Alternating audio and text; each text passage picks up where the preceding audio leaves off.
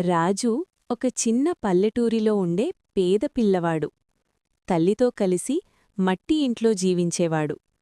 ప్రతిరోజూ పాదరక్షలు లేకుండా పాత సంచి భుజాన వేసుకొని స్కూల్కి వెళ్ళేవాడు. జీవితంలో అతనికి చాలా లేనప్పటికీ దయ మాత్రం ఎప్పుడూ తగ్గలేదు.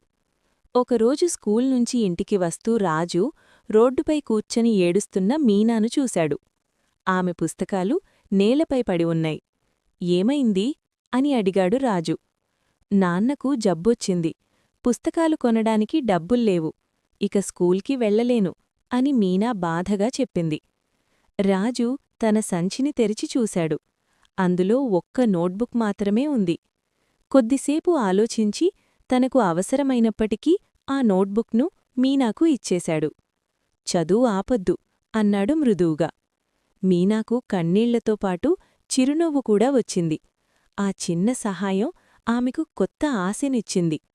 రాజు ఖాళీ సంచితో ఇంటికి వెళ్ళినా అతని హృదయం ఆనందంతో నిండిపోయింది.